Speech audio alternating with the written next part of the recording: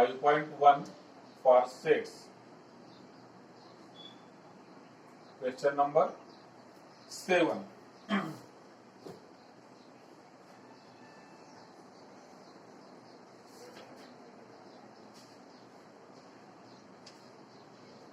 Question number 7 is, in a class of 200 students, it is a word problem. ठीक आहे, इथून पुढे काही वर्ड प्रॉब्लेम आहेत, तर वर्ड प्रॉब्लेम आपल्याला घ्यायचे आहेत, कारण बेसिकली डाउट्स त्या ठिकाणी जास्त असण्याचे चान्सेस असतात. तर म्हणून वर्ड प्रॉब्लेम पासून आपण डायरेक्ट सुरुवात करतो आहे. Question number 7. In a class of 200 students who appeared for a certain examination. So एकदा तुम्ही जर टोटल क्वेश्चन्स जर तुम्ही रीड केला तर तुमच्या लक्षात येईल की त्या ठिकाणी 200 स्टुडंट्स टोटल आहेत. Physics, chemistry, sorry NEET, CET आणि जेडब्ल्यू अशा 3 एक्झाम त्यांनी अटेम्प्ट केलेले आहेत. त्यामध्ये काही जण पास, काही जण फेल, या अनुषंगाने तो क्वेश्चन आहे. ठीक. So in this it is always easy to solve by Venn diagram. ठीक आहे. एक फॉर्म्युला मेथडने, म्हणजे जे काय फॉर्म्युले आपण लिहून घेतलेले होते कार्डिनॅलिटी ऑफ सेट्सचे, जे फॉर्म्युले आपण लिहिलेले होते त्या फॉर्म्युलानेही करू शकतो, व्हेन डायग्रामनेही करू शकतो. काही ठिकाणी दोघांचं कॉम्बिनेशन पण वापरावं लागतं. ठीक आहे. तो प्रत्येक वेळेस फॉर्म्युला लर्न असला पाहिजे असं नाही, काही फॉर्म्युले जरूर लर्न असले पाहिजे. मी त्यांना टिक मार्क पण केलेलं होतं. So for this particular question total number of students is how much? It is 200. So let us से let X is equal to set of all students. X, or you can say as universal set U. So it is a universal set X or U, which is equal to set of all students. Then there is another set who failed in CET, NEET and JEE. So there are basically 3 different sets who failed in CET, NEET and JEE. So let us assume set A. So it is a set of students failed in CET. Set of students failed in CET. Set B is set of students failed in NEET. And set C, it is set of students failed in JEE. Okay. Now, according to the condition, what is given? 35 students failed in CET. Okay. So, therefore, NA is equal to 35. Then, 40 in NEET. NB equal to 40. And 20 failed in 40 in NEET and 40 in JEE. So, NC is equal to 40. Students failed in CET 35, failed in NEET 40, failed in JEE 40. So this is number of students related to these particular sets. Next information given is what? 20 failed in CET and NEET. See, 20 failed in CET and NEET. 20 students failed in CET and NEET. It means it is common to both. They have failed in CET as well as NEET. So it is A intersection B. So you can say that N A intersection B equal to 20. Similarly, 17 in NEET and JEE. 17 students in NEET and JEE. It means B and C. So it is B intersection C, which is equal to 17. 15 in CET and JEE. CET and JEE. Common students failed. They are 15. So it is N A intersection C, which is equal to 15. And 5 failed in all 3 subjects. So there are 5 students who failed in all these 3 subjects. So it is our 3 exams. It is A intersection B intersection C, which is equal to 5. Now find how many students did not fail in any examination, failed in NEET or JEE entrance. So that is our question.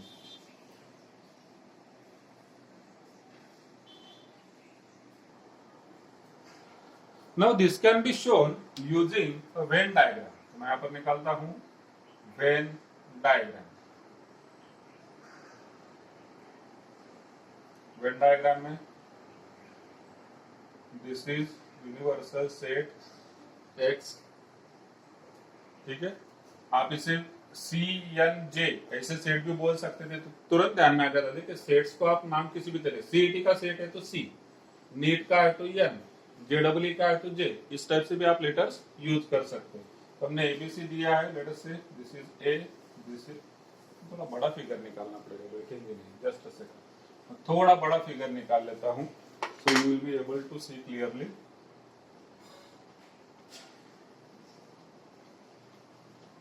This is universal set X, set A, set B, set C.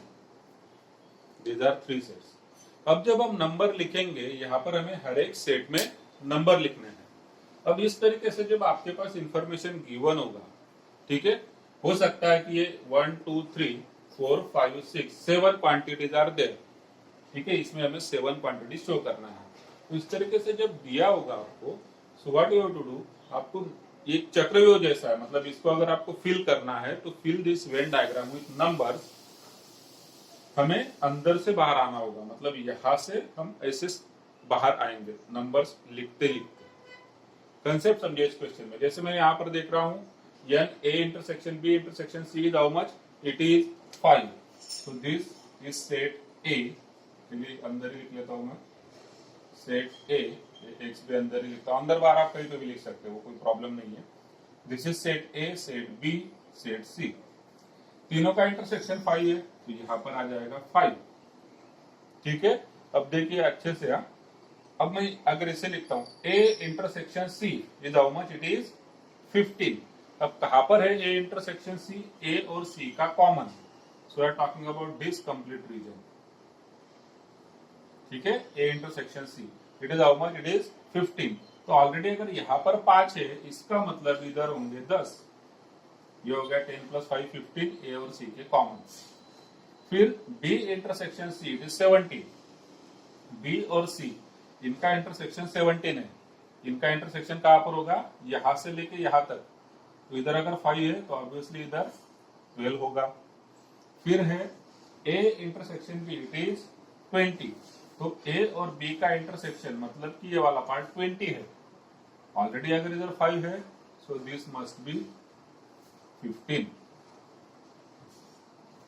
तो फिर हो जाएगा आपका ए intersection B 20, ए और B का common 20। फिर ऊपर चलते हैं, एनसी कितना है 40, तो एनसी अगर 40 है, एनसी ये कंप्लीट ये सर्कल है NC, if this is 40, this total is 40, तो 40 में से मुझे 10 5 और 12 माइनस कर लेना होगा। सो इस पर्टिकुलर सेक्शन में, इस पार्ट में कितने नंबर्स होंगे, 40 माइनस इन तीनों का सम, कितना होता है तीनों का सम, 17 + 10 दैट इज 27, 40 - 27 इज 30, इस पर्टिकुलर पार्ट में। इस पार्ट में कितने होंगे, एन बी 40 है, यहाँ पर एन बी कितना है 40, सो इट इज 40 माइनस, कौन सा माइनस हो जाएगा, टोटल जो सेट बी है इट इज 40, उसमें से 15 5 और 12 माइनस हो जाएंगे, सो दिस इज 20 + 12 32 माइनस हो जाएंगे, बचेंगे 8। नेक्स्ट है हमारा n A 35, this is n A, complete set A is 35, तो इस 35 से मुझे माइनस करना होगा 10 5 15, मतलब 15 + 5 20 + 10 30 मुझे माइनस करना होगा, तब जाके इस पर्टिकुलर सेक्शन में नंबर हो जाएगा 5। So you have filled all this Venn diagram. अब इंटरप्रिटेशन जरूरी है कि वर्ड्स में इंटरप्रिटेशन क्या होता है, ठीक है, वर्ड्स में आपको जो मतलब ये वर्ड प्रॉब्लम है, तो वर्ड प्रॉब्लम का इंटरप्रिटेशन बहुत जरूरी है कि what is given and what is asked. अब using this Venn diagram we can find out the various numbers which have been asked. Find how many students first did not fail in any examination, ठीक है।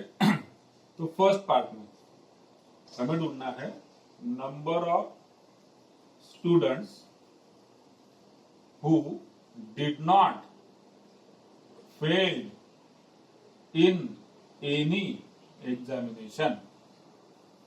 ठीक है, अब when diagram में ये वाला जो सेक्शन पूछा हुआ है, number of students who did not fail in an examination, ये कहां पर होगा? सी।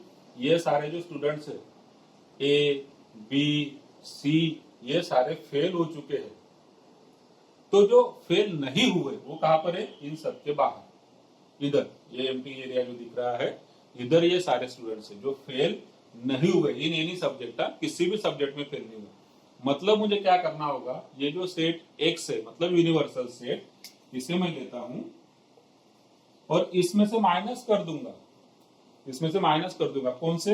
ये पूरे तीनों गोले, ये तीनों सर्कल हम इसमें से हटा देंगे क्योंकि ये सारे फेल्ड है। इनको बाहर निकाल लेंगे तो जो आपके पास बचेगा, it will be did not failed in any subject और एनी एग्जाम। ठीक, ये मैं सब्जेक्ट एग्जाम क्यों बोल रहा हूँ? जनरली कभी कभी क्या होता है, ये आता है पीसीबी, पीसीएम, है ना, failed in physics, chemistry, math, या फिर मैथ, साइंस, इंग्लिश। प्रॉब्लम किसी भी तरीके से चेंज हो सकता है। हमने यहाँ पर लिया एनएक्स यूनिवर्सल से, माइनस हमने कर देना ये तीनों। अब ये तीनों का जब आप यूनियन करते हो, तीनों मिला के मुझे माइनस करना है ना, मतलब मुझे तीनों का यूनियन माइनस करना है। So it is nothing but N A union B union C, ये हमें माइनस करना है। ठीक, so that is our answer. So आप इसे फर्स्ट देकर रख सकते हैं क्योंकि मुझे ये अलग से निकालना पड़ेगा, इसके लिए बहुत बड़ा फार्मूला होता है, आपको मालूम है। So now let us find out n A union B union C. Now in case of a Venn diagram, board में चलिए ठीक है हम फार्मूला लिखेंगे, उसका सॉल्यूशन निकालेंगे। बट अगर आपको सीईटी जेडब्ल्यू करना है, आपको यूनियन निकालना है ना इन तीनों का, तो बस ये सारे नंबर ऐड कर दीजिए, 5, 10, 5, 15, 8, 12, 13, सारे के सारे आपने ऐड कर दिए, हो गया यूनियन उनका। ठीक है, हो गया उनका union.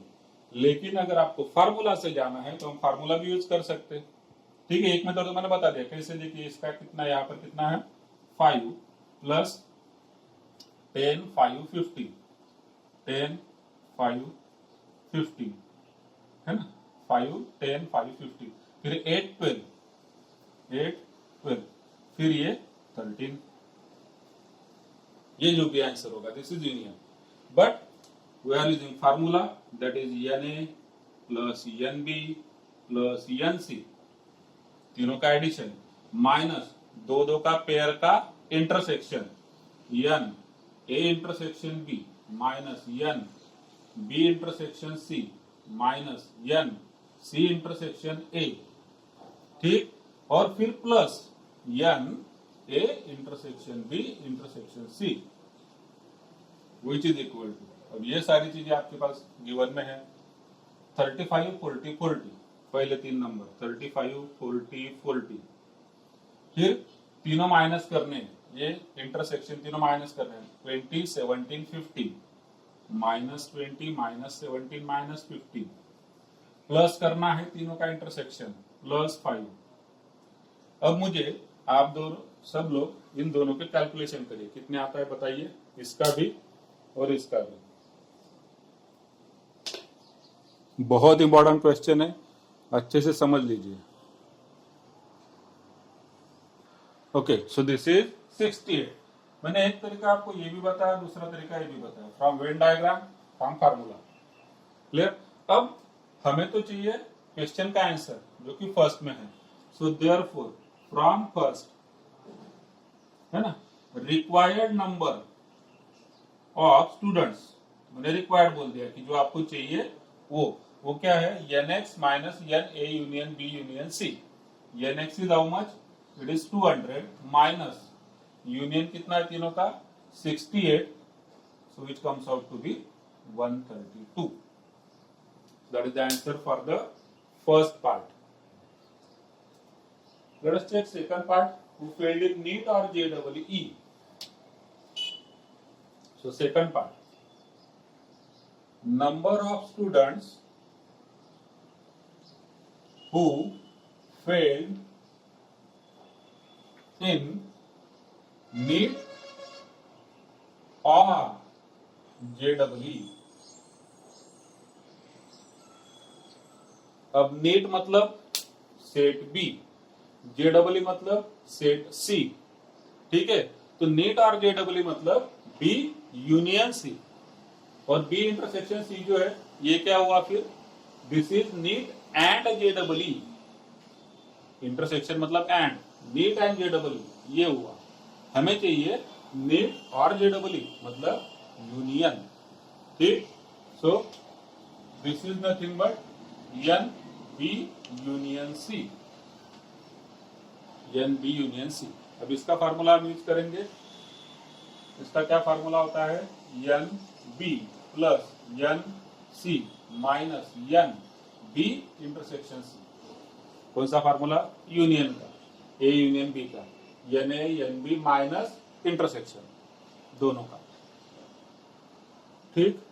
So this is how much, n B कितना है 40, एन सी कितना है 40, माइनस इंटरसेक्शन कितना है दोनों का 17, so it is 80 minus 70 which is equal to 63। Same चीज बी यूनियन सी है ना, सेम चीज हम वेन डायग्राम से भी निकाल सकते हैं। वेन डायग्राम से कैसे, 8 15 15 20 बी यूनियन सी, अच्छा 15 15 20 8 12 20 20 plus 20 40 40 plus this 30 is 40 plus 14 50 होगा, 20 20 40 प्लस 13 53 प्लस 10 63। बी और सी के सारे numbers 1 2 3 4 5 6।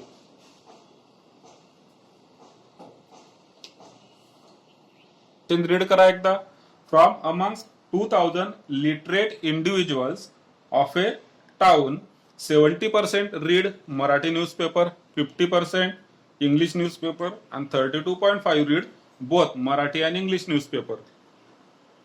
Find the number of individuals who read. Now this question is same as per the last question, ठीक है?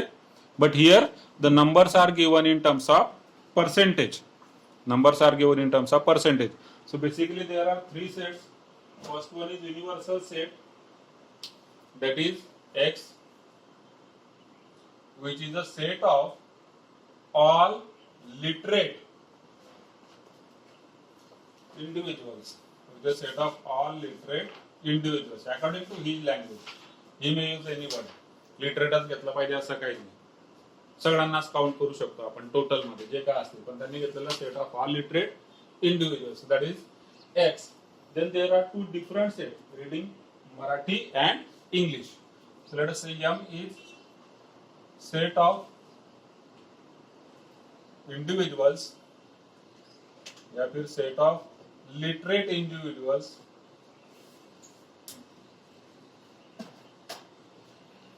ठीक है, who read Marathi newspaper. There is another set E, set of literate individuals who read English newspaper, ठीक है. So therefore NX is how much? NX is nothing but 2000. Total number of literate individuals, it is 2000. NM is what?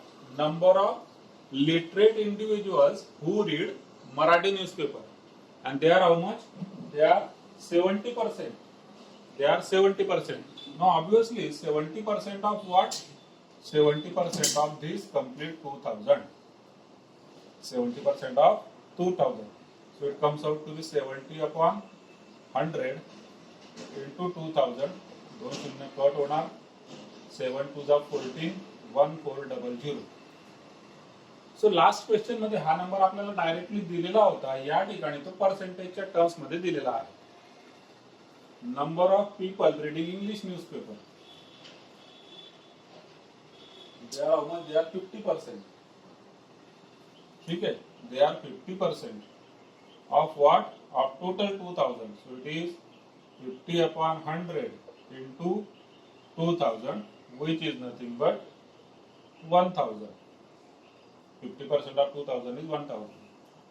And next is 32.5% read both Marathi and English newspaper.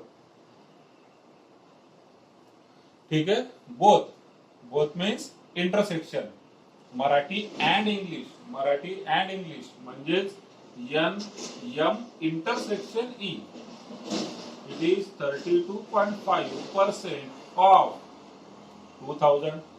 So which is nothing but 32.5 divided by 100 into 2000. 2 शून्य cut होणार. 0.0 सोबत 325 गुणिला 2 650. This is intersection. ठीक है. Now from this intersection and these two quantities we can find out union. ठीक आहे, इथपर्यंत जे काय होतं हे सगळं गिवन मध्ये होतं. आता आपण युनियन फाइंड आउट करू शकतो. सो खाली मिळणार therefore M union E is what? According to the formula A union B चा formula. It is NA plus NB minus NA intersection B. A आणि B च्या ठिकाणी M आणि E आलेले आहेत. So this is equal to NM is how much? 1400, NE 1000, intersection 620, 650, intersection 650. So this comes out to be 1750.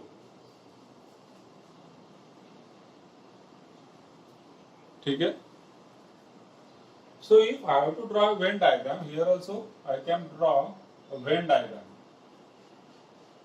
Universal set X. Now there are only two sets, M and E. So this is set M, this is set E. अगर मुझे number लिखने हैं, ठीक है, intersection कितना है दोनों का? 650. तो यहाँ पर हो जाएगा 650. अलग से बड़ा फिगर निकालना चाहिए. चलिए ठीक है, ये हो गया 650. ठीक. अब जो M है, M मतलब NM, it is how much? It is 1400. तो 1400 टोटल M है, टोटल M. तो ये वाला जो पार्ट है, इस पार्ट में कितने number? 1400 minus 650. So it is 750. यहाँ पर हो जाएंगे. फिर इधर 1000 है, तो 1000 माइनस 650, 350 इधर हो जाएंगे. आप देखिए तीनों का अगर आप सम करेंगे सो इट विल बी 1750. 1750 हो जाएगा तीनों का सम. फर्स्ट पार्ट में पूछा है number of individuals who read at least one of the newspapers. Again word problem है, अच्छे समझिए. Number of literate individuals who read at least one of the newspaper. At least one of the newspaper मतलब कम से कम एक. तो ज्यादा से ज्यादा दो भी हो सकते हैं. इसको अच्छे से समझिएगा. एटलीस्ट प्रोबेबिलिटी में भी आता है ये. एटलीस्ट कम से कम एक, इसका मतलब ज्यादा से ज्यादा दो भी हो, पढ़ने वाला हो सकता है. इसका मतलब मुझे ये वाला नंबर चाहिए, तीनों का सम चाहिए. मतलब मुझे चाहिए अकॉर्डिंग टू द फार्मूला हमें निकालना है n. इस लाइन का मतलब होता है n M union E and which is nothing but how much? 1750. जो मैंने यहाँ पर निकाला था. अगर नहीं निकाला हुआ है तो आप यहाँ से अगर निकालना चाहिए तो देखिए 750 according to the Venn diagram, 650, 350. इन तीनों का सम कितना आता है देखिए. इसका भी सम आएगा आपका 1750 according to the Venn diagram, according to the formula. यहाँ पर भी निकालो. ठीक. So this is first part. Second part क्या है इसमें? Number of individuals who read only one of the newspapers. Number of individuals who read only one of the newspapers. Only one of the newspapers. ये बोला क्या कि only Marathi, only English नहीं. हमें ऐसे पर्सन चाहिए जो या तो ओनली मराठी पढ़ते हैं या फिर ओनली इंग्लिश पढ़ते हैं, ठीक है, दोनों भी चीजें। Only one of the newspaper, और only one of the newspaper Venn diagram में अगर आप देखेंगे तो कहां पर है, ये 750 और ये 350।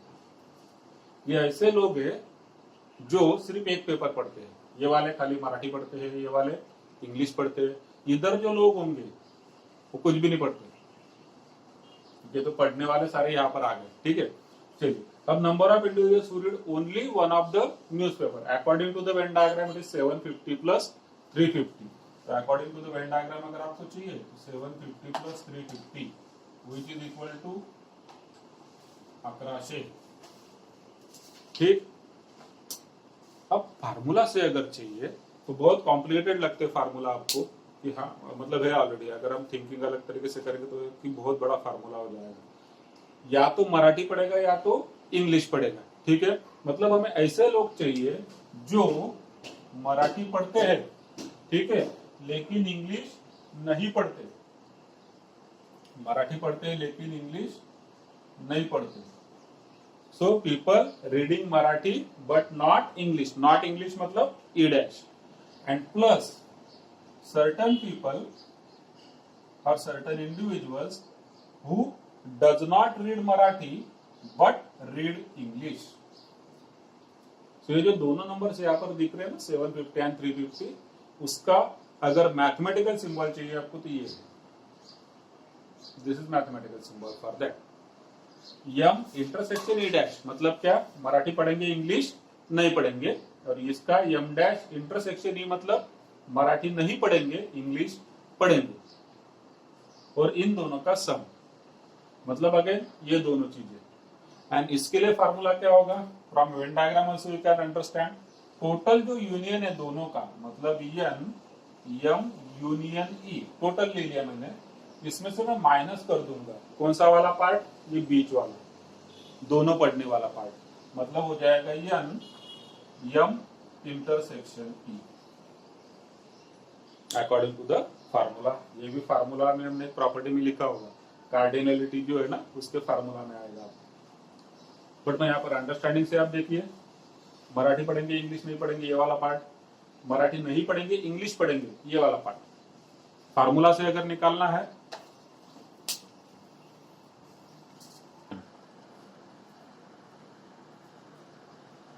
Question number 9 is in a hostel, 25 students take tea, 20 students take coffee, 15 students take milk, 10 students take, आपल्याला काही पण चालतं, both tea and coffee, 8 students take both milk and coffee, none of them take tea and milk वगैरह वगैरह वगैरह, ठीक है। तो एक क्वेश्चन आप एक बार रीड करिए। क्वेश्चन अगर आप रीड करेंगे तो आपको यहाँ पर ध्यान में आएगा कि everyone takes at least one beverage, everyone takes at least one beverage. तो मतलब जितने भी स्टूडेंट्स है they are taking something, they are either consuming tea और कॉफी और मिल्क, कुछ ना कुछ तो लेते ही है, ठीक है। तो यहाँ पर यूनिवर्सल सेट नहीं आएगा क्योंकि सबका मिला के यूनिवर्सल सेट ही हो जाएगा। तो हमें यूनिवर्सल सेट नहीं भी लिया तो चलता है, यहाँ पर हम 3 अलग अलग सेट लेते हैं। Let T is equal to set of students taking tea, then coffee है उसके बाद, तो सी ले लेते हैं set of students taking coffee, M ले लेते हैं set of students taking milk.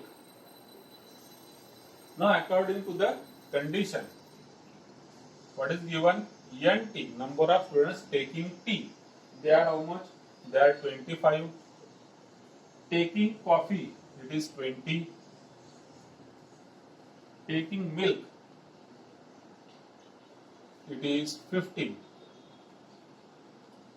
Next sentence क्या है, 10 students take both tea and coffee, tea and coffee, तो टी एंड कॉफी, देखिए टी एंड कॉफी 10, फिर आगे है 8 take both milk and coffee, तो milk and coffee 8, none of them take tea and milk, both tea and milk, है ना, tea and milk, none of them, it means it is 0. Tea and milk, none of them, that is 0. And everyone takes at least one beverage. Everyone takes at least one beverage. हर कोई एक beverage लेता ही है. Find the total number of students in the hostel. So you have to find out the total number of students over here.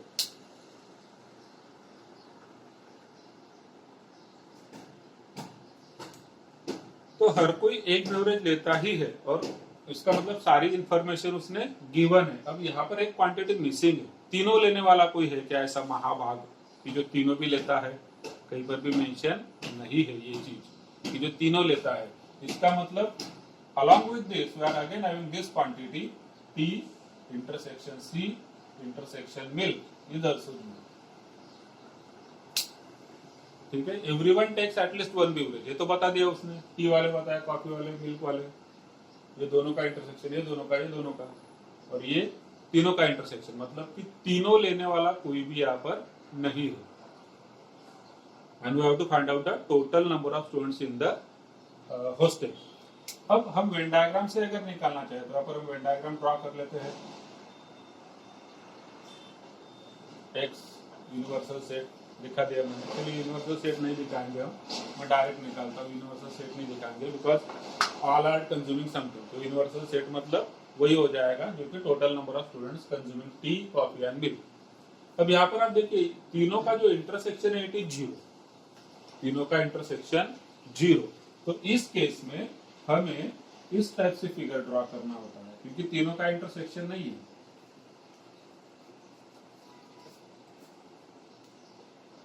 तीनों का intersection नहीं है और दोनों का भी नहीं है. टी और मिल्क में 0 कॉमन है. मतलब ये अगर टी है, ये अगर मिल्क है, this is T, this is milk, तो इन दोनों में भी कुछ कॉमन नहीं है.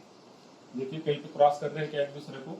कॉफी को भूल जाइए थोड़े टाइम के लिए. टी अलग हो गया, इधर मिल्क अलग हो गया, दोनों में कुछ कॉमन नहीं है. तो ये 0 शो कर दिया हमने. ये तीनों का कॉमन, वो भी 0 है. तीनों में भी कुछ कॉमन नहीं है, हमने नीचे भी नहीं दिया. अब in M intersection C, so this is C. M intersection C is 8. M और C का intersection 8. T और C का intersection 10. T और C का intersection 10. ठीक. आगे ये NM कितना है? 15. So this is NM which is 15. तो ये क्या होगा? टोटल अगर 15 है तो इसमें से माइनस हो जाएंगे 8. यहाँ पर होंगे 7.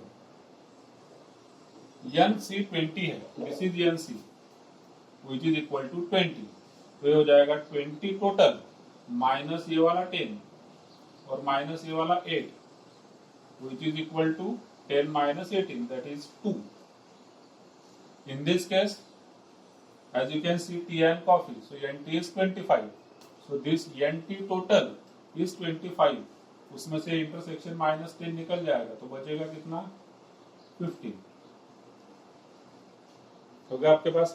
अब हमें चाहिए total number of students in the hostel is equal to, ये टोटल कितने हो जाएंगे? वही 15, 10, 2, 8, 7. ये टोटल हो गए सब मिला के. यहाँ से अगर मैं लिखूं 15 इधर, उसके बाद 10, उसके बाद 2, उसके बाद 8, लास्ट में 7 and this is equal to how much? इसका टोटल आप निकाल लीजिए जो भी टोटल होगा from Venn diagram or according to the formula. ये टोटल स्टूडेंट्स मतलब क्या हुए? It is intersection of union of T, C and M. So it is N T union C union M तीनों मिला के. So this is nothing but NT plus NC plus NM. फिर minus होगा दो का इंटरसेक्शन, T और C का minus, फिर C और M का माइनस, फिर M और T का माइनस, और लास्ट में क्या होता है? अकॉर्डिंग टू द फार्मूला तीनों का इंटरसेक्शन T, C, M का इंटरसेक्शन. वैल्यूज पुट करते हैं. NT 25, NC 20, NM 15 minus T intersection C 10, C intersection M मतलब M intersection C it is 8 minus M intersection T मतलब T intersection M it is 0 minus या फिर plus तीनों का intersection 0। ठीक, अब देखिए इस टाइप के सॉल्व करने का तरीका कुछ कुछ का एकदम मैथमेटिक्स एकदम क्लियर है सर अपना। Minus 0 plus 0 cancel, minus 0 plus 0 cancel, ऐसे भी कर देंगे। ये तो 0 ही है वैसे भी, इट डजंट मैटर। ठीक है, तो यहाँ पर कोई माइनस 0 प्लस 0 कैंसल नहीं करेगा। अब इनका नंबर बताइए, इसका आंसर क्या आता है और इसका आंसर क्या है।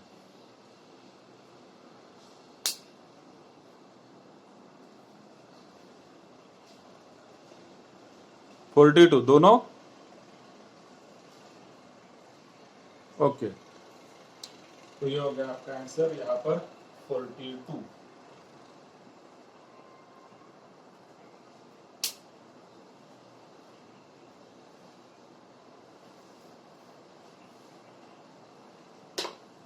क्लियर है? कोई डाउट है तो पूछिए।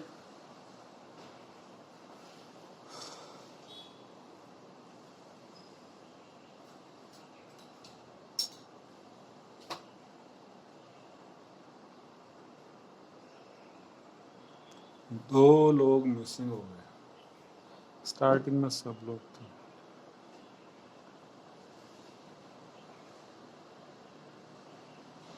प्रणव चंदनकर और कौन?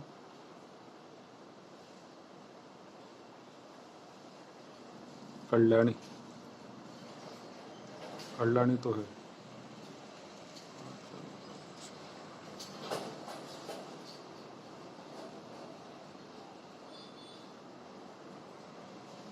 साक्षी,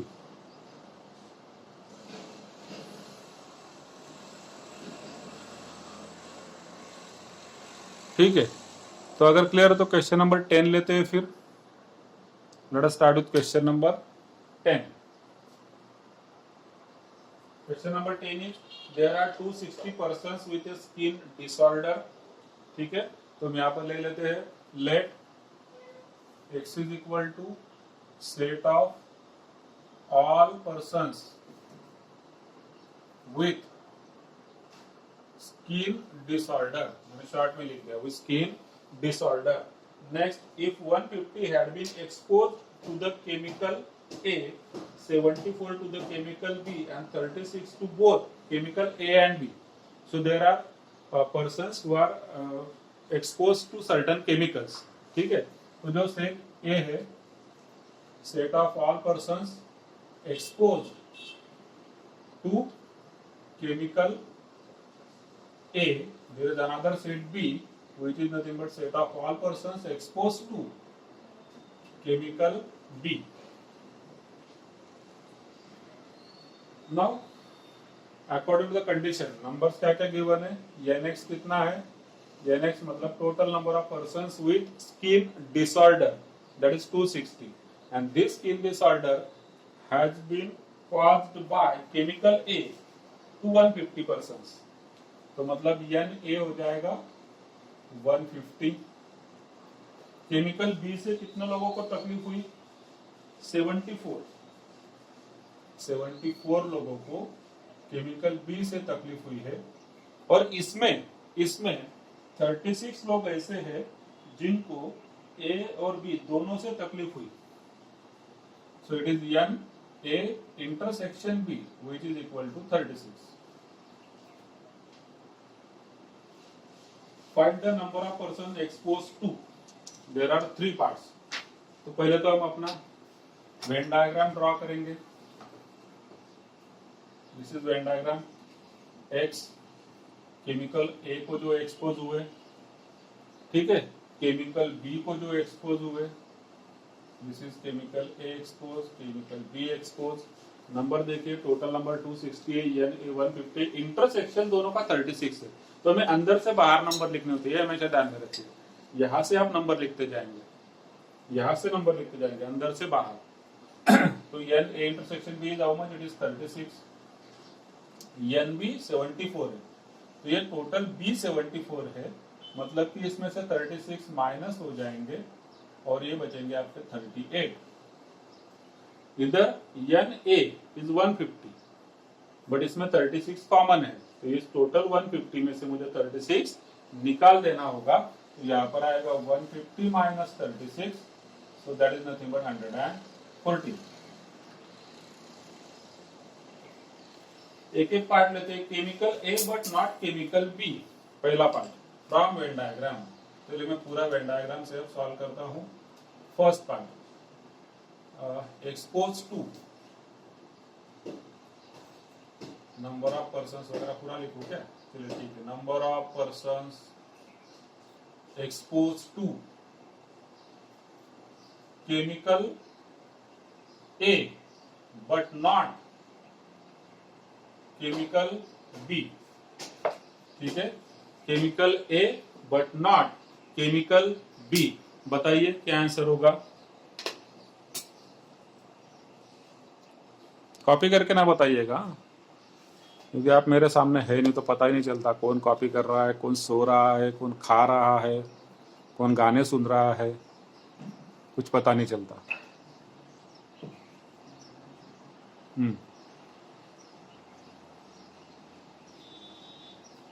क्या हुआ? No answer? अच्छा, एक आंसर आ गया क्या? देखूं। यस पायल, करेक्ट।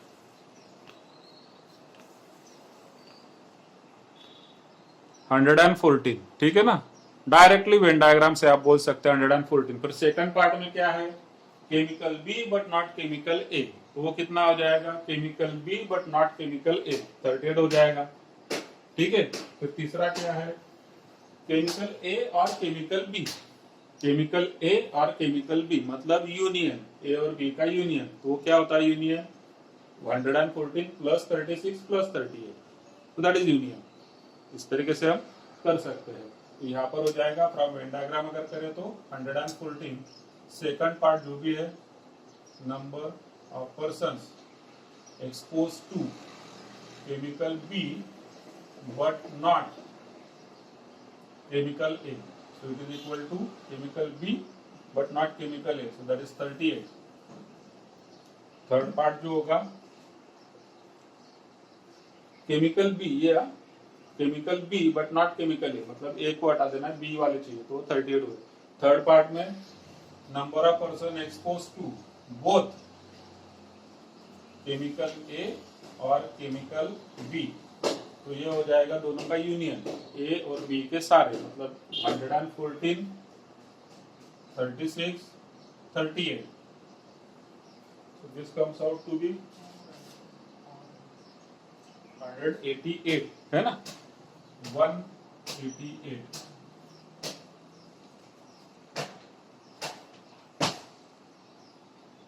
अब इसी सेम चीज को देखिए वेन डायग्राम से कितने फास्ट हो गया ना, पढ़ा हमने यहाँ पर नंबर लिख लिए, सीधा लिख दिया अंडरस्टैंडिंग से, कोई फार्मूला नहीं, कौन सा इंटरसेक्शन ना कौन सा यूनियन, कोई फार्मूला नहीं यहाँ पर। बाकी आप फार्मूला से अगर करना चाहे तो ये तीनों पार्ट आप इसी पर, आप क्लास वर्क में जगह छोड़ेंगे, यहाँ पर आप करेंगे फार्मूला से। अब ये काम मैं आपको देता हूँ, आप बोलेंगे सर आपने आसान काम कर लिया और डिफिकल्ट हमको दे दे, ऐसा कुछ नहीं है, आप फार्मूला से भी कर सकते, चाहिए तो आप मुझे बताइएगा, मैं करवा के दे दूंगा, ठीक है। तो दिस इज क्वेश्चन 10। क्वेश्चन जो 11 है इसके भी तीनों पार्ट आप करेंगे फार्मूला से, आंसर चेंज नहीं होंगे, ये तो कुछ लोगों का हमेशा होता है। आपको याद है 7th 8th 9th 10th में जब आप छोटे थे, अभी तो बड़े हो गए, उस टाइम में कभी भी कुछ भी आंसर गलत आया कि नहीं सर वो मेरा मेथड अलग है इसलिए आंसर गलत आया है, नहीं सर मैंने ऐसे किया था, वाई और आर्गुइंग, सर ने बोल दिया गलत है तो गलत है, वो मेथड अलग है। मेथड अलग होने से हर बार आंसर नहीं अलग होगा, हर बार मैं बोल रहा हूँ, हो सकता है कभी कभी मेथड चेंज होने से आंसर अलग हो सकते हैं, बट पर्टिकुलर इस टाइप वाले क्वेश्चंस में जहाँ पर कि नंबर्स है तो आपने कोई अलग मेथड यूज कर लिया तो उससे आंसर आपका चेंज नहीं होगा, ठीक है। Okay, so this is question 10. Question number 11, write down the power set of A. So this we have already done. Power set of A is equal to what? 1, 2, 3. ठीक है। और इसका अगर आपको पावर सेट लिखना है तो पावर सेट क्या हो जाएगा, set of sets is called as set of subsets of A is called as power set of A, और empty set is a set of every set. तो सबसे पहला होता है 5, फिर उसके बाद 1 का, फिर उसके बाद 2 का, फिर 3 का, फिर दो दो का पेयर 1 2, फिर दूसरा पेयर 2 3, ठीक है, फिर तीसरा पेयर 3 1, और फिर एक आखिरी का pair. Every set is a subset of itself, so it is 1 2 3 and this is complete power set. Same question में अगर हमें number of elements in power set निकालने हैं तो यहाँ पर मैं लिख सकता हूँ NA equal to 3 and therefore NPA अगर हमें चाहिए so it is equal to 2�3 which is equal to 8। So this we have already discussed. Question number 11। यहां तक किसी को कोई डाउट है क्या?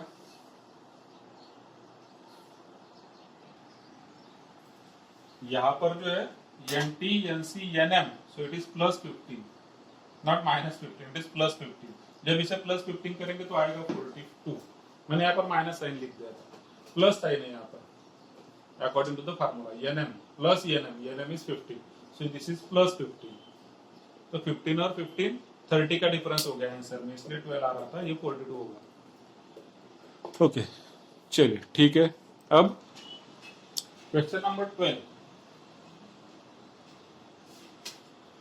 Right the following intervals in set builder form. ठीक है, right the following intervals in set builder form. First one -30, so it is open interval -30। ठीक, सो सेट बिल्डर फॉर्म में अगर इसे लिखना होगा तो आप कैसे लिखेंगे, this is equal to set of x such that x belongs to R and x is between -3 and 0, exclusive of both, so it is -3 less than x less than 0। Clear, -3 और 0 के बीच में ओपन इंटरवल। सेकंड है इसमें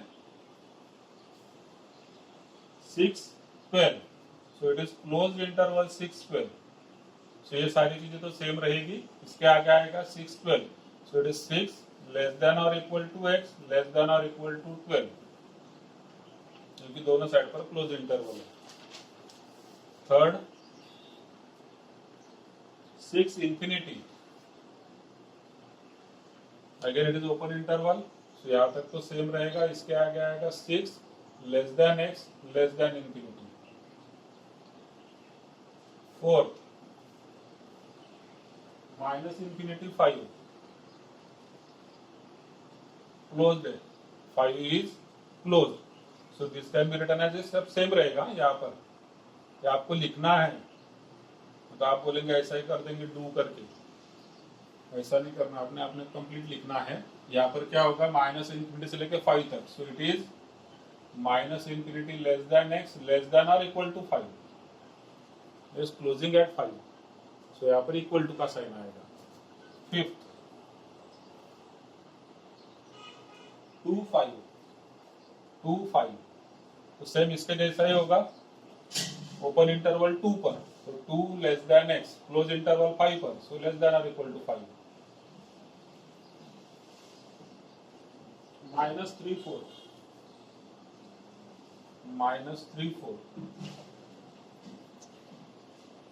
ठीक, तो इसमें क्या आ जाएगा, close on -3, so -3 less than और equal to x, open on 4, so less than 4। This question number 12। Question number 13, the college awarded 38 medals in volleyball, 15 in football, 20 in basketball. The medals awarded to a total of 58 players. ठीक है, medal कितने लोगों का award हुआ है, 58 players को। And then next, only 3 players got medal in all 3 sports. How many received medals in exactly 2 of the 3 sports? तो इस टाइप का क्वेश्चन है। चलिए यहाँ पर 3 अलग अलग स्पोर्ट्स की बात हो रही है, तो तीनों के लिए हम अलग अलग सेट ले लेते हैं। Let A is equal to set of students who received medals in volleyball. Set of students who received medal in volleyball. तो ऑब्वियसली सेट बी हो जाएगा हमारा। दूसरा स्पोर्ट्स कौन सा आपका? फुटबॉल का। तो set of students received medals in football. तीसरा सेट है हमारा बास्केटबॉल का। Set of students received in basketball. और अकॉर्डिंग टू द कंडीशन क्या क्या गिवन है हमारे लिए देखिए। वॉलीबॉल में कितने लोगों को मिला है? 38। फिर फुटबॉल में आपकी 15 लोगों को मिला है। बास्केटबॉल में कितने लोगों को मिला? 20। ऐसे लिख दिया मैंने, चलिए ठीक है। यहाँ पर बी लिया है, यहाँ पर बास्केटबॉल के लिए हमने सी लिया है। तो बास्केटबॉल में आपको मिला है 20 लोगों को प्राइज मिला है या फिर मेडल मिला है। अब एक चीज यहाँ पर जो मेंशन है, it is the medals awarded to a total of 58 players, है ना। Total of 58 players medals awarded either in volleyball or in football or in basketball. So it is nothing but it is union of all these three. So therefore N A union B union C is equal to 58. और 3 लोग ऐसे हैं जिनको कि तीनों sports में medal मिला है। There are 3 people or 3 students who got medals in all the 3 sports. ठीक है। So it is nothing but their intersection.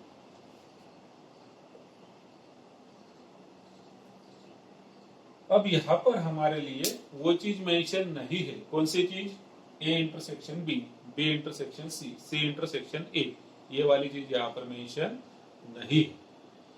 ठीक। और वही चीज हमें निकालनी है बेसिकली। क्वेश्चन क्या है देखिए, आपका क्वेश्चन है how many received medals in exactly 2 of the 3 sports. Exactly 2 में किसको मेडल मिला है, कितने लोगों को मेडल मिला है एग्जैक्टली 2 में। ठीक है। एग्जैक्टली 2 मतलब कोई भी 2 हो सकते हैं, ये दोनों या फिर ये दोनों या फिर ये दोनों। जरूर नहीं कि वॉलीबॉल फुटबॉल से, ऐसा नहीं, कोई भी 2, लेकिन 2 में ही चाहिए। 1 में भी नहीं चाहिए, 3 में भी नहीं चाहिए। क्योंकि जब मुझे मेडल मिलेगा, 3 अगर स्पोर्ट्स होते हैं तो मुझे मेडल्स कितने में मिल सकता है, थोड़ा सा प्रोबेबिलिटी भी डिस्कस करते हैं। मान लीजिए मैंने 3 कॉम्पिटिशन में हिस्सा लिया, है ना, 3 कॉम्पिटिशन में मैंने पार्ट लिया। अब इसके बाद मुझे मेडल्स कितने में मिल सकता है, कौन बताएगा? क्या क्या ऑप्शंस होंगे?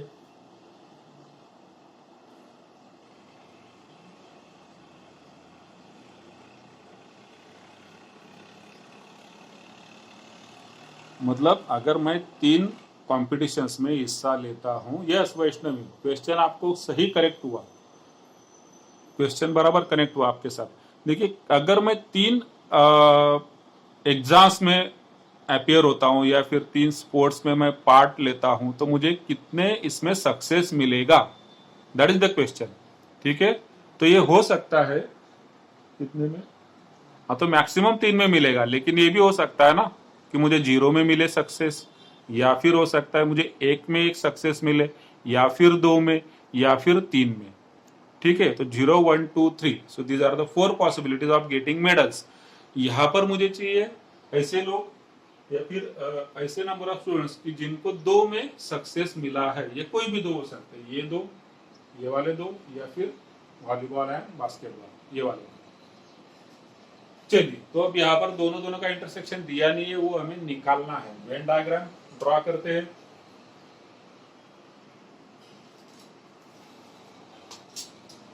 Universal set X, set A, set B, ठीक है, सेट सी, ए बी सी। अब यहां से स्टार्ट करेंगे। तीनों का इंटरसेक्शन कितना है? 3।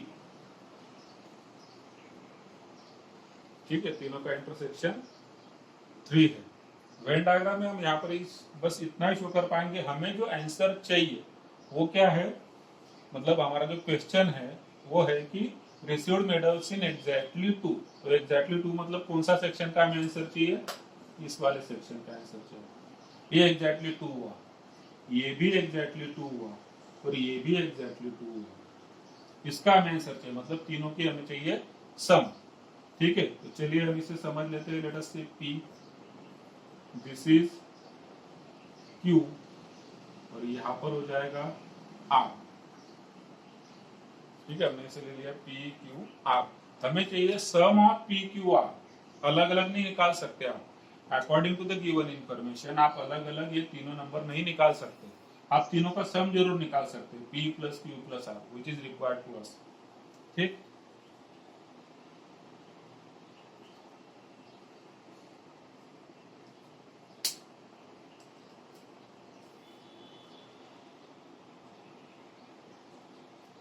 तो अब इस क्वेश्चन को सॉल्व करते हैं आगे।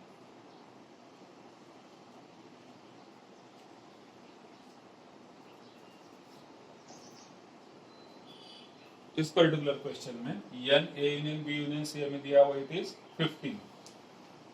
सो n A union B union C equal to 15, sorry 58 this is given.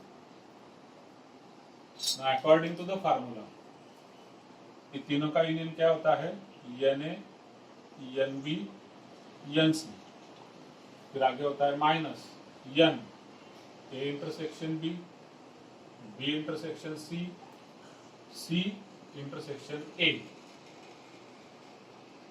और प्लस होता है तीनों का intersection, and this is equal to 58। Values हम पुट करते हैं 38, 15, 20 तीनों का, तो देयरफॉर इसका हो गया 38, next is 15, next is 20, minus A और बी का इंटरसेक्शन। तो ए और बी का इंटरसेक्शन कौन है, P और 3 दोनों है, P और 3, ए और बी का intersection, this is P plus 3। यहाँ पर अगर आप चेक करेंगे इट इज P प्लस 3, तो यहाँ पर हम लिख सकते हैं इट इज P प्लस 3, फिर माइनस B और C का इंटरसेक्शन, B और C का intersection 3 plus Q, it means it is Q plus 3, minus C और A का इंटरसेक्शन, C और A का intersection 3 plus R, that is R plus 3, plus हो जाएगा इधर तीनों का intersection, it is 3, which is equal to 58। अब हम सॉल्व करेंगे, इन तीनों का सम कितना हो जाएगा, 35 70 प्लस 3 73, और ये प्लस 3 भी है, इसे भी अगर हम ऐड कर दे तो हो जाएगा 76। 58 अगर लेफ्ट हैंड साइड पर लाएंगे तो हो जाएगा माइनस 58 इज इक्वल टू, ये तीनों भी निगेटिव टर्म से उधर जाएंगे तो हो जाएंगे पॉजिटिव।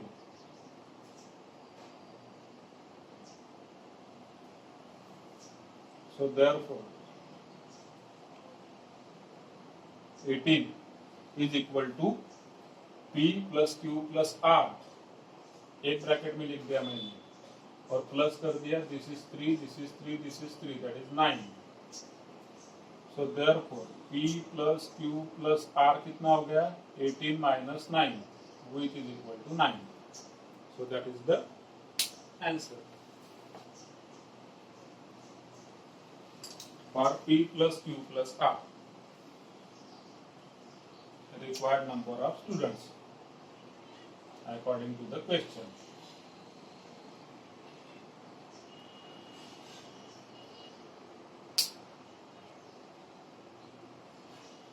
ठीक है, कुछ डाउट है यहाँ तक या फिर इस क्वेश्चन में तो पूछ लीजिए। Next question, question number 14। इथून पुढचे सगळे क्वेश्चन घेतोय मी, कारण 6 पर्यंत मी अजून करतो की तुम्हाला दिलेले होते, तर मी 6 च्या पुढचे सगळेच क्वेश्चन सॉल्व करतोय आपण। Question number 14, solve the following inequalities and write the solution set using interval notation. So we have to solve some inequalities. First one, -9 less than 2x plus 7 less than or equal to 90. ठीक है, so you have to find out value of x here. We have to find out value of x. ठीक, inequality आहे. So इनइक्वालिटीचे जे काय rules आहेत ते लक्षात ठेवा. सगळ्यात महत्वाचा इम्पॉर्टंट रूल एकच आहे, मायनसने मल्टिप्लाय डिवाइड करणे. त्या केसमध्ये इनइक्वालिटी चेंज होते, अदरवाइज बाकी सगळं सेम आहे. चालेल, आपण सॉल्व्ह करूया. आला बघा, मला एक्सचा इंटरवल काढायचा आहे, एक्सचा. मग या टाईपच्या क्वेश्चन मध्ये कधीही इथं फक्त एक्स राहायला पाहिजे. आठवतं तुम्हाला, आपण याच्या अगोदर एक क्वेश्चन सॉल्व्ह केला. आपण कसं लिहितो, -3 less than x less than infinity किंवा 8 जे काय असेल ते. मग आता इथं मध्ये काय असला पाहिजे, फक्त एक्स असला पाहिजे. ठीक आहे. सो अकॉर्डिंगली आपल्याला ते सॉल्व्ह करायचं असतं. ते मधले जे काय बाकीचे नंबर्स आहेत ते सॉल्व्ह करणार. आता हा +7 मला इथून लेफ्ट हँडला न्यावा लागेल, पण फक्त तो लेफ्ट हँडला नाही जाणार, तो राईट हँडला सुद्धा जाणार. हा +7 इक्वॅलिटी मध्ये काय होत असतं, इक्वॅलिटी मध्ये इकडे जर 2x + 7 असेल, इकडे 9 असेल, हा 7 फक्त इकडेच जाणार, इकडे काही नाहीच आहे ना. पण ज्यावेळेस इनइक्वॅलिटी असते, हा 7 इकडे पण जाणार आणि इकडे पण जाणार, दोघं साईडला जाणार. ठीक, 7 ज्यावेळेस इकडे जाणार तर -7 होणार, -9 -7 it is -16 less than 2x less than or equal to, हा 7 इकडे गेल्यानंतर 19 - 7 इट इज 12. देन आपल्याला फक्त x पाहिजे तर म्हणजे थ्रोअट काय 2 ने डिवाइड करणार. हा 2 इकडे जाताना डिवाइड होणार, इकडे पण डिवाइड होणार. इकडे डिवाइड झाला तर इथे होणार -8, इकडे डिवाइड झाला इथे होणार 6. ठीक, आणि मला इंटरवल नोटेशन मध्ये जर आला शो करायचं असेल, हे झालं आन्सर आपलं. x is between -8 and 6 inclusive of 6 exclusive of 8 -8. ठीक, देयरफॉर याचा आन्सर इंटरवल नोटेशन मध्ये होणार x belongs to which interval, -8 6 हा इंटरवल, बरोबर. पण -8 च्या साइडला ओपन, 6 च्या साइडला close. So this is the method to solve linear inequations. Second, x² - is greater than 20.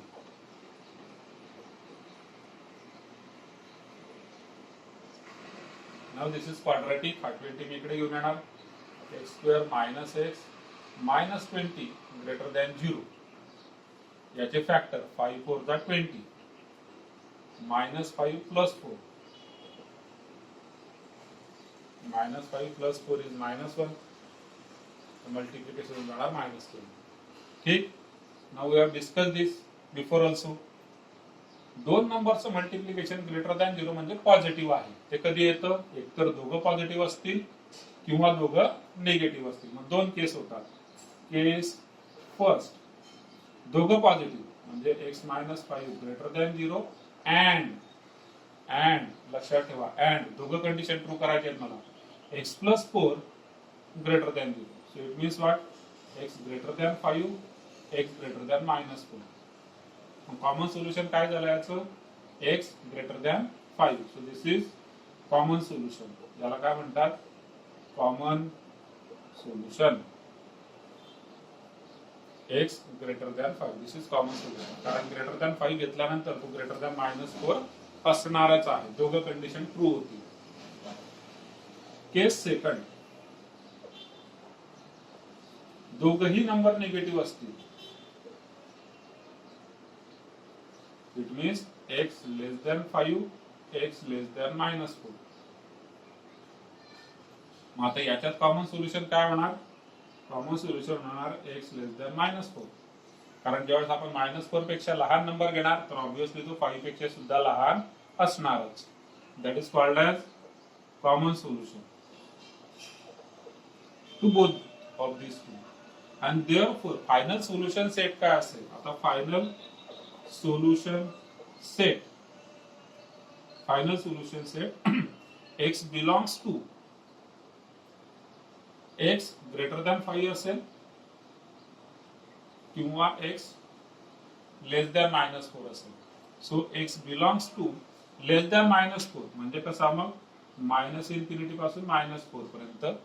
आणि union or, this is or, either this is your solution or this is your solution. बघा या ठिकाणी जे आहे case 1 आणि case 2 या दोघांच्या मध्ये or आहे आणि या दोघांच्या मध्ये अँड आहे.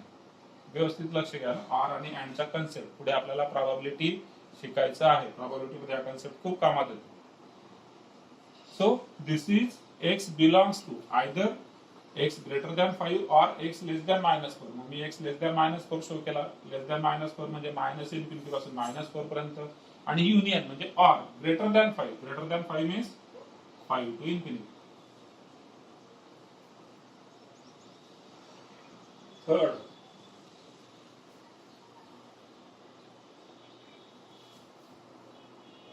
2x upon x minus 4 less than or equal to 5. 2x upon x minus 4 less than or equal to 5.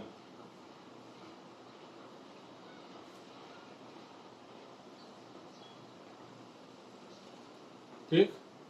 सो 5 अगोदर मी इकडे घेऊन येणार. सो it is 2x upon x minus 4 minus 5 less than और इक्वल टू 0. या दोघांचा एलसीएम किती होऊन जातो? x minus 4. न्यूमरेटर मध्ये इथं 2x minus 5 त्या दोघांना मल्टिप्लाय होणार. -5 into x minus 5x minus 5 into -4 plus 20, and this is less than or equal to 0. So this is 20. 2x minus 5x is minus 3x upon x minus 4 less than or equal to 0. ठीक है. And this is in the form of a upon b. This is in the form of a upon b and it is less than 0. आता एक note या ठिकाणी तुम्ही separate लिहून द्या. Actually त्या क्वेश्चनला लिहायची आहे आपल्याला, पण मी मुद्दाम तुम्हाला सेपरेट लिहून देतो जेणेकरून ती कायमस्वरूपी दुसऱ्या क्वेश्चनला सुद्धा वापरता येईल तुम्हाला. a अपॉन b जर लेस दॅन और इक्वल टू 0 असेल तर हे कधी पॉसिबल होणार बघा. डिनॉमिनेटर कधीही 0 नसतो. इक्वल टू साइन आहे ना या ठिकाणी. हे आन्सर इक्वल टू 0 कधी येणार? जर न्यूमरेटर 0 असेल तर आन्सर इक्वल टू 0 होणार. डिनॉमिनेटर कधी 0 नसणार आहे. मग या केस मध्ये लेस दॅन और इक्वल टू 0 म्हणजे निगेटिव्ह आहे. निगेटिव्ह आन्सर कधी येऊ शकतं? एक तर बघा पहिली केस, फर्स्ट केस, मला आन्सर कसं पाहिजे? लेस दॅन और इक्वल टू 0 म्हणजे निगेटिव्ह. मग निगेटिव्ह आन्सर कधी येऊ शकतं? न्यूमरेटर लेस दॅन 0 आणि डिनॉमिनेटर ग्रेटर दॅन 0. पण इक्वल टू चं साइन सुद्धा आहे. इक्वल टू चं सुद्धा साइन आहे म्हणजे न्यूमरेटर लेस दॅन और equal to 0 and denominator greater than 0. ही पहिली केस झाली. आणि दुसरी केस काय असेल?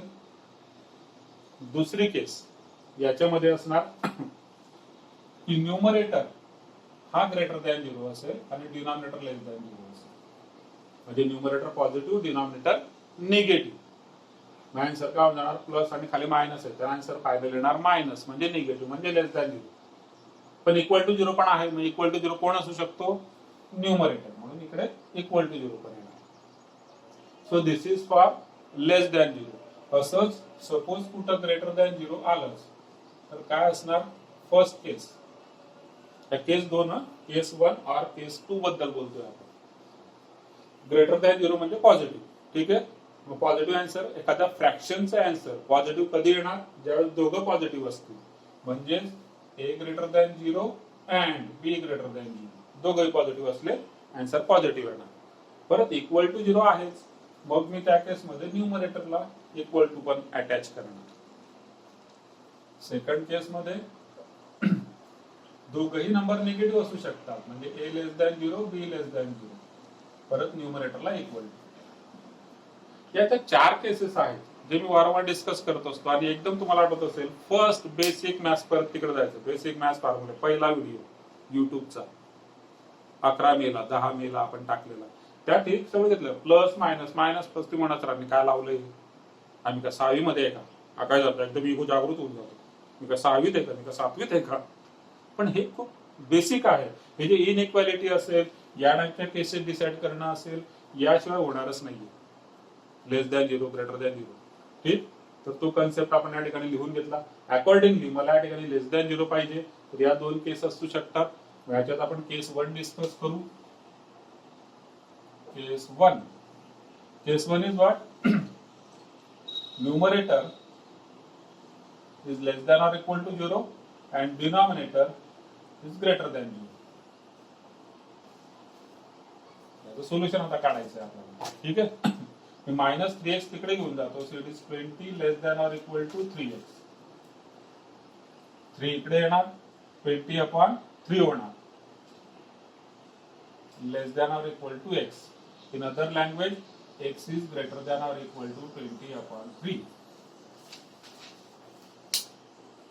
ठीक आहे, तुम्ही माझ्यापेक्षा लहान आहेत म्हणजे याचा अर्थ मी तुमच्यापेक्षा मोठा आहे. Inequality x is less this 20/3 is less than x. It means x is greater than 20/3. हे साइन जेव्हा चेंज करतोय आपण बघा, इकडे जो ग्रेटरचा साइन आहे, जॉ ज्याला म्हणू आपण, मगरमच्छ त्याचं तोंड या साइडला आहे, ते या साइडला येणार, एक्सच्या साइडला. x greater than or equal to 20/3. इकडे काय होऊन जाणार, x ग्रेटर दॅन -4 तिकडे गेला, +4 होऊन जाणार. आणि या दोघांचं कॉमन सोल्युशन काय असेल सांगा बरं. या दोघांचं कॉमन सोल्युशन काय असेल, अँड आहे ना मध्ये, दोघांचं कॉमन सोल्युशन पाहिजे. Greater than 4 greater than 20/3.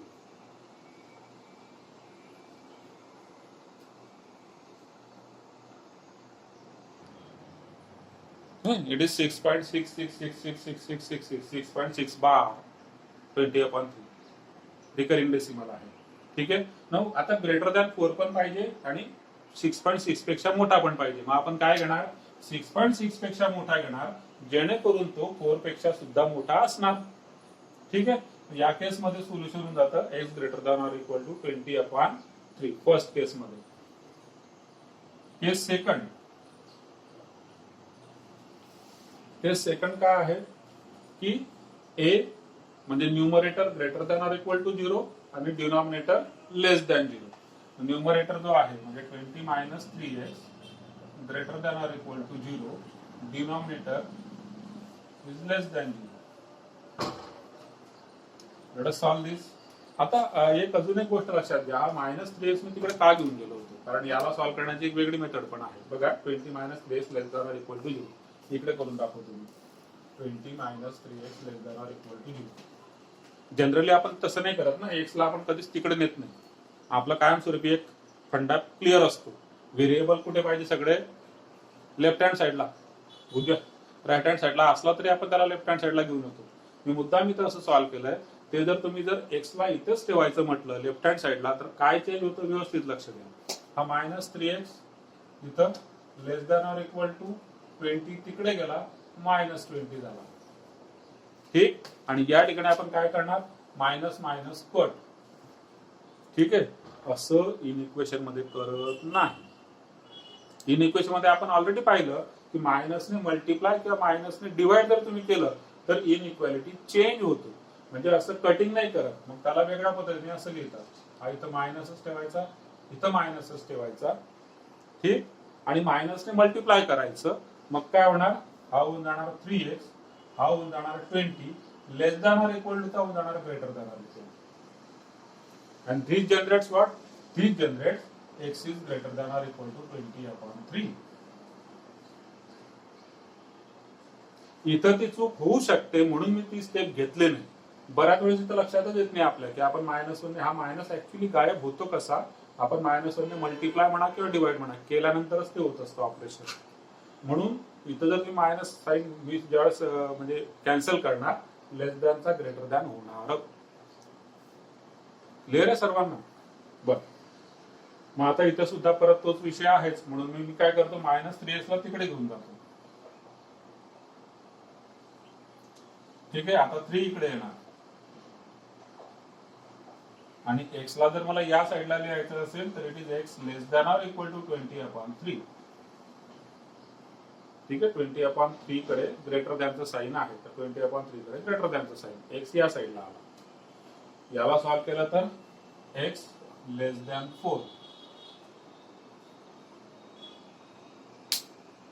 आता याच्यात कॉमन सोल्युशन काय होणार, याच्यात फर्स्ट कॉमन सोल्युशन असेल का सेकंड कॉमन सोल्युशन असेल सांगा बरं.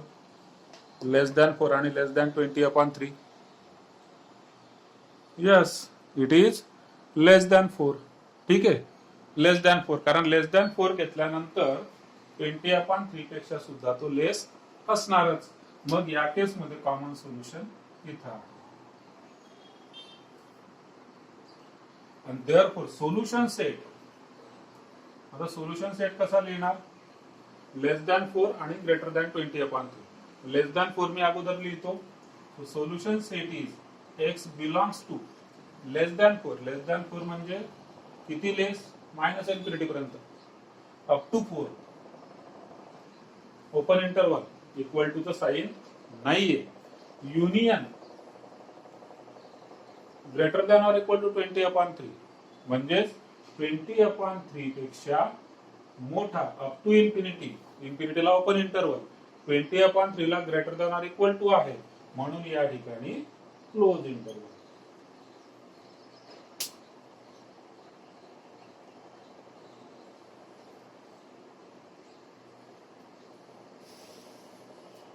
क्लिअर आहे का, काही डाऊट.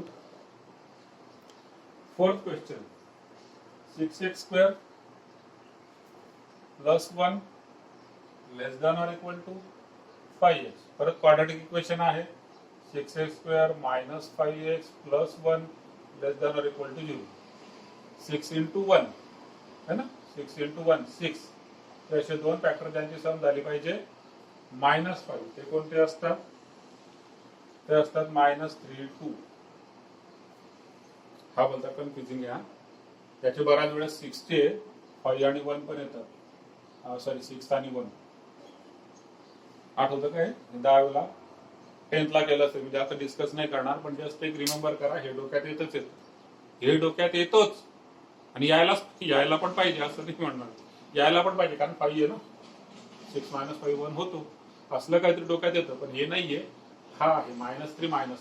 ओके, पुढे splitting the middle term, 6x² -3x -2x plus 1. Me direct solve करतो. दोघांमध्ये कॉमन आहे, दोघांमध्ये common 3x ब्रॅकेटमध्ये x -1 sorry 2x -1, इथं -1 कॉमन, ब्रॅकेटमध्ये 2x -1. परत less than or equal to 0. हा ब्रॅकेट कॉमन होऊन जातो. दुसरा bracket less than or equal to 0. यात दोन cases. First case less than or equal to 0 means answer should be negative. So either both are, म्हणजे first positive second negative, किंवा first negative second positive. Plus minus minus plus ची case आहे. Less than 0 म्हटलं negative आहे. ठीक आहे, तुमच्या माहितीसाठी निगेटिव्ह कधी होणार, प्लस मायनस किंवा मायनस प्लस. प्लस मायनस ची केस अगोदर घेतो.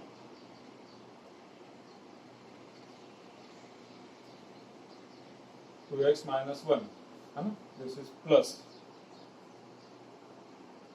and this is minus.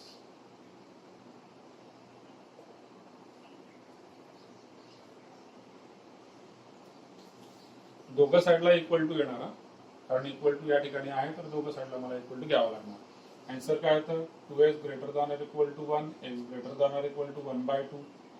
या केसमध्ये 3x less than or equal to 1, x less than or equal to 1/2.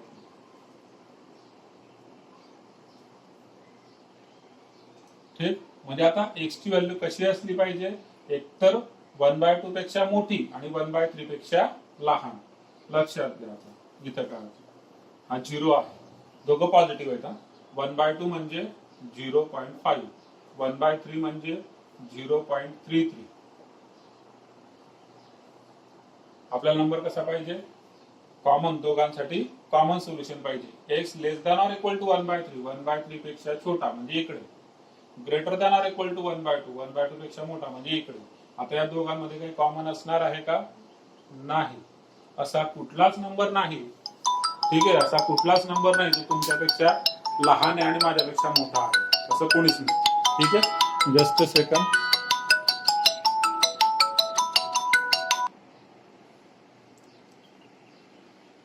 म्हणून here we get no common solution. In this case, there is no common solution. There is no number greater than 1/2 and less than 1/2. ठीक, case second.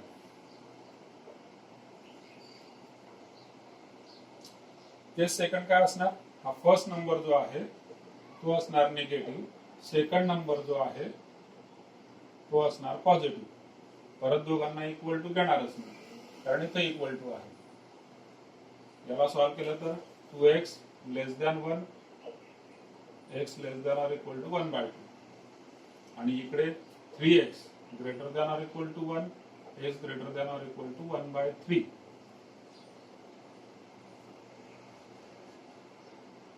ठीक. आता या case मध्ये solution कुठे आहे बघा, this is 0, this is 0.5 means 1/2, this is 0.33 means 1/3. we need a number which is greater than 1/3 म्हणजे इकडे and less than 1/2 म्हणजे इकडे. so this is your common solution number line वर. ठीक आहे, दोघं साइडला इक्वल टू आहे म्हणजे हा पॉइंट सुद्धा इन्क्लूड आहे. बघा नंबर लाईन शो करून दिलं मी तुम्हाला. नंबर लाईन मध्ये जर शो करायचं असेल तर हे सोल्युशन आहे. मग ते काय झालं सोल्युशन, त्याला काय म्हणणार, solution therefore x belongs to close interval. दोघं साइडला इक्वल टू आहे ना, दोघं साइडला equal to, so it is a close interval from 1/3 to 1/2.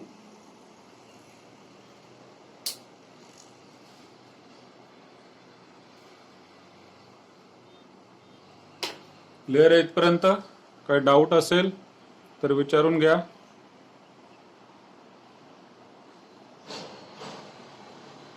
That is the last question for this exercise, question number 15. Question is, if a is equal to -7, 3,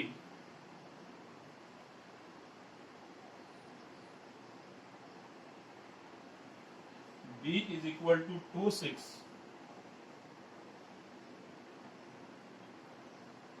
c is equal to 4, 9,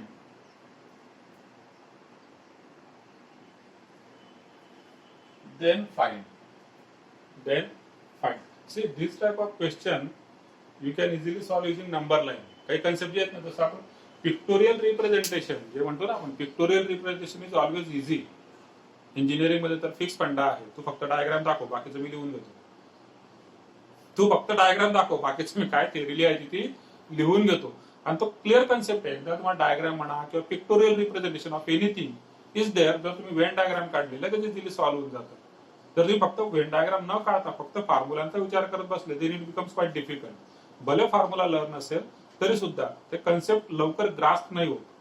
ठीक आहे, तर या question मध्ये सुद्धा number line वर जर आपण हे सेट आहेत, set A, set B, set C, हे तिघ सेट जर तुम्ही नंबर लाईन व्यवस्थित अंडरस्टँड करून घेतली तर त्याच्यावरून तुम्हाला इझिली सॉल्व्ह करता येईल. बघा या ठिकाणी आपण एक नंबर लाईन काढून ठेवू. This is number line. Numbers कुठून आहेत, निगेटिव्ह मध्ये -7 हा सगळ्यात मोठा नंबर आहे, पॉझिटिव्ह मध्ये 9 हा नंबर आहे. ठीक. Okay, so let us start with 0. This is 1, 2, 3, 4, 5, 6, 7, 8, 9. इकडे -1, -2, -3, -4, -5, -6 हा -7. Set A is from -7 to 3. ठीक आहे, मग सेट ए कुठून कुठपर्यंत आहे, -7, पण -7 ला कसं आहे ओपन, तर -7 ला ओपन अप टू 3 ला क्लोज आहे. सो 3 ला क्लोज आहे. So this complete is set A. Set B is from 2 to 6. ठीक आहे, close on both the sides. Set B कुठून असणार 2 पासून 6 पर्यंत. This complete is set B. Set C is from 4 to 9. हा 4 आणि हा 9 दोघंही इन्क्लुसिव्ह डॉटेड म्हणजे फिलअप दाखवलेले मी, क्लोज इंटरवल आहे दोघे. So this is set C. A B C number line. आणि आता जे काय व्हेरियस क्वांटिटीज मला फाइंड आउट करायच्या आहेत किंवा various terms, first is what, it is A union B. A union B. It means what? All the elements in A as well as B. A आणि B या दोघांचे union. आता बघा A इथून सुरू झाला इथपर्यंत आहे A. हा 2 आणि 3 काय झाला 2 to 3, this is nothing but intersection of A and B. 2 to 3 is nothing but intersection of A and B. ठीक आहे, तो आपला पार्ट नाहीये. सध्या आपल्याला A युनियन B काढायचा आहे. तर A युनियन B, A इथून सुरू होणार, युनियन त्याच्यात मला B मिक्स करायचा आहे. B इथूनच सुरू झाला, B कुठपर्यंत जातोय 6 पर्यंत. म्हणजे या पॉइंट पासून ते या पॉइंट पर्यंत कोण असणार आहे, A युनियन B. तर A युनियन B आहे -7 पासून 6 पर्यंत. -7 ला ओपन, 6 ला close. Second, B union C. B union C. So this is B, this is C. दोघांचं युनियन. B इथून सुरू झाला, इथपर्यंत गेला. C इथून सुरू होतो, इथपर्यंत जातो. B युनियन C काय होणार, ही लेफ्ट हँड साइड झाली आणि ही झाली राईट हँड साइड. म्हणजे 2 पासून 9 पर्यंत दोघंही क्लोज आहेत. 2 to 9, that is B union C. Third one, third is what, A union C. A union C. Now see, A starts from -7, goes up to 3, and C starts from 4, goes up to 9. ठीक आहे. मग A union C जर तुम्हाला करायचा असेल तर असं -7 पासून तर 9 पर्यंत येणार का, नाही. -7 पासून 9 पर्यंत येणार नाही, कारण हा मधला जो पोर्शन आहे 3 आणि 4 च्या मध्ये, तो A मध्ये पण नाहीये, C मध्ये पण नाहीये. मग हा युनियन A युनियन C कसा लिहावा लागेल मला, -7 पासून ते 3 पर्यंत. -7 पासून ते 3 पर्यंत युनियन, परत पुढे 4 पासून ते 9 पर्यंत. 4 पासून 9 पर्यंत. Fourth one, it is fourth, A intersection B. A intersection B. A आणि B मध्ये कॉमन एरिया बघा. A इथून इथपर्यंत आपण ऑलरेडी डिस्कस केलं, हा B आहे. तर A आणि B मध्ये कॉमन कुठला आहे, हा इतका पोर्शन. 2 to 3 दोघं क्लोज. विचारणार A intersection B, 2 to 3 both are close. Fifth, B intersection C.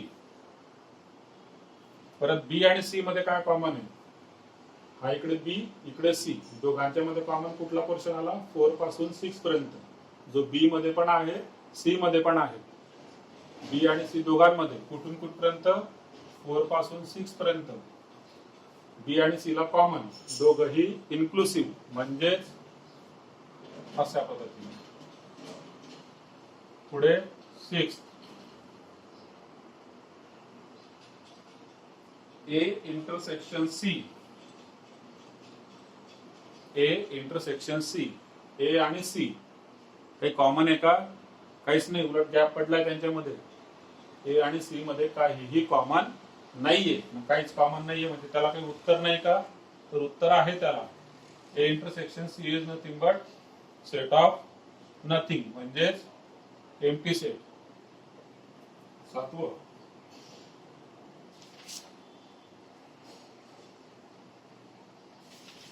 काय आहे, A complement intersection B. A complement intersection B. Start करतो.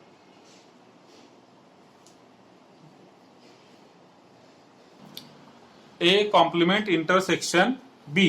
A complement intersection B. आता लक्षात घ्या, A कॉम्प्लिमेंट म्हणजे काय. या ठिकाणी युनिव्हर्सल सेट तुम्हाला दिलेला आहे का, नाही दिलेला. So we will assume it to be all the real numbers. म्हणजे युनिव्हर्सल सेट काय असणार आहे या केस मध्ये, पूर्ण रिअल नंबर लाईन.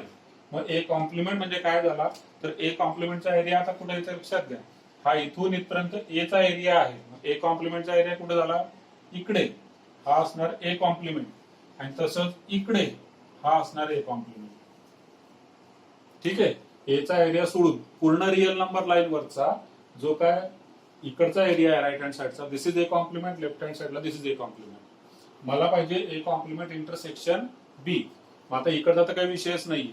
हा A कॉम्प्लिमेंटचा एरिया इथून पूर्ण अगदी इन्फिनिटी पर्यंत आहे बरं का. A कॉम्प्लिमेंट इथून सुरू झाल्यानंतर पूर्ण इन्फिनिटी पर्यंत आहे. तर मला इंटरसेक्शन कोणासोबत घ्यायचा आहे, B सोबत. मग तो एरिया कुठला येणार, इथून हा इथंच एंड होऊन जाणार. हा जो एरिया असणार, A कॉम्प्लिमेंट इथून सुरू झाला, ठीक आहे, आणि तो इथपर्यंत आहे. ठीक, इथून सुरू झाल्यानंतर इथपर्यंत आहे.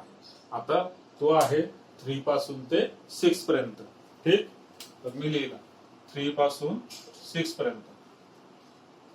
आता या 3 आणि 6 मध्ये हा जो 3 आहे it is part of A, it is not part of A compliment, म्हणून इथे येणार ओपन इंटरवल आणि 6 मात्र इंटरसेक्शन मध्ये जाणार, म्हणजे इथं असणार क्लोज इंटरवल.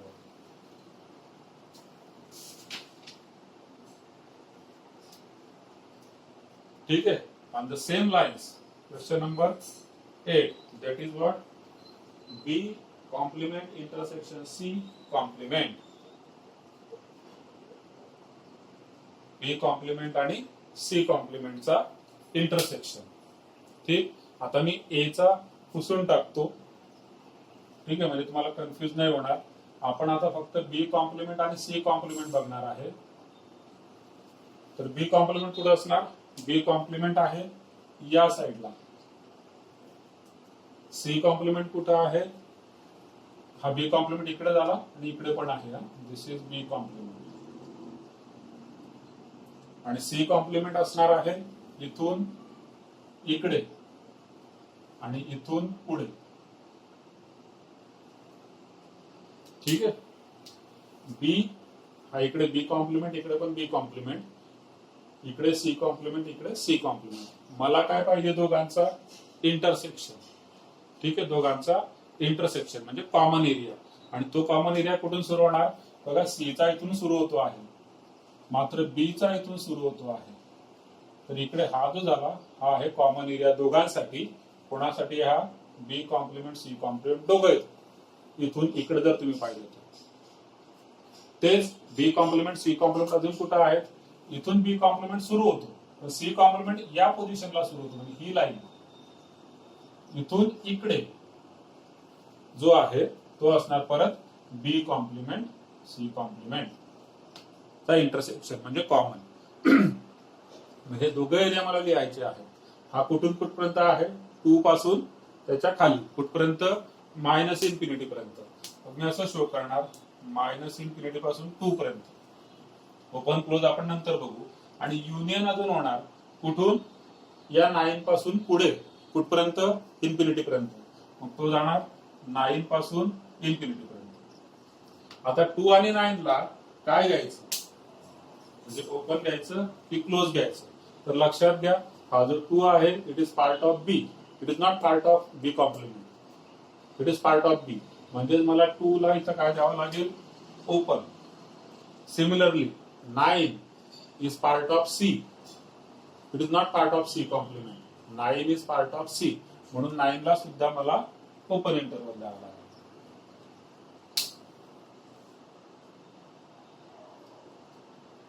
क्लिअर? त्याच्यातला 9 आणि 10. 9 तो आहे B मायनस C. ठीक, B मायनस C. मग आता फोकस कशावर करायचा? सेट B वर. आणि या सेट B मधून सेट C आपण काढून टाकला. बघा, सेट B 2 पासून 6 पर्यंत आहे, त्याच्यातून मी हा सेट C आहे तो काढून टाकला. तर माझ्याकडे कुठला सेक्शन उरतो? फक्त हा सेक्शन उरतो. कुठला आहे तो? 2 पासून ते 4 पर्यंत. ठीक, मग तो येणार 2 पासून 4 पर्यंत. ओपन क्लोजचं काय भानगड? बघा, 2 असणारच आहे कारण it is part of B. मग 2 ला मी घेतला म्हणजे क्लोज इंटरवल करून टाकला. 4 जो आहे 4 is again a part of C. तो भले याच्यात पण आहे, B मध्ये पण आहे, C मध्ये पण आहे, पण मी C काय करतोय? मायनस करतोय. ठीक आहे, याच्यात 4 होता पण तुम्ही याच्यामधून काढून टाकला 4, म्हणजे 4 पर्यंत येणार, पण 4 ला ओपन इंटरवल राहणार, not closed. 10th A minus B. ठीक आहे, A मायनस B. आता A मायनस B कसा येणार? हा कम्प्लीट A आहे इथून इथपर्यंत, म्हणजे त्याची सुरुवात इथूनच होणार -7 पासून ओपनने. एंड कुठे होणार? मायनस B, म्हणजे हा B मला काढून टाकायचा, म्हणजे मी इथपर्यंत देऊ शकेल फक्त. हा जो पोर्शन आहे इतका, हा पोर्शन आहे तुमचा A मायनस B. इथून सुरू झाला A A A, इथून पुढे मायनस होऊन गेला बी, बी काढून टाकणार, मग तो कुठपर्यंत येतोय 2 पर्यंत, आणि 2 कोणामध्ये आहे, बी मध्ये आहे. ठीक, 2 हा बी मध्ये आहे. मग मला 2 ला क्लोज नाही करता येणार, 2 ला ओपन ठेवावा लागेल.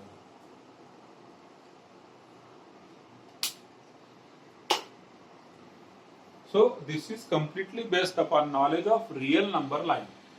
ठीक आहे. आता रियल नंबर लाईन मध्ये बऱ्याच जणांना हे पण एक कन्फ्युजन असतं की सर याच्यापेक्षा छोटा नंबर कुठे असणार आहे, तर 2 आहे ना, आपण ओपन इंटरवल दाखवतो ना या ठिकाणी, 2 पेक्षा छोटा. मग 2 पेक्षा छोटा, मग तुम्ही म्हणणार की सर मग 1 नाही घेऊ शकत का आपण, पण 2 पेक्षा छोटा 1 नाहीये, म्हणजे आहे पण इथं नाही शो करणार आपण.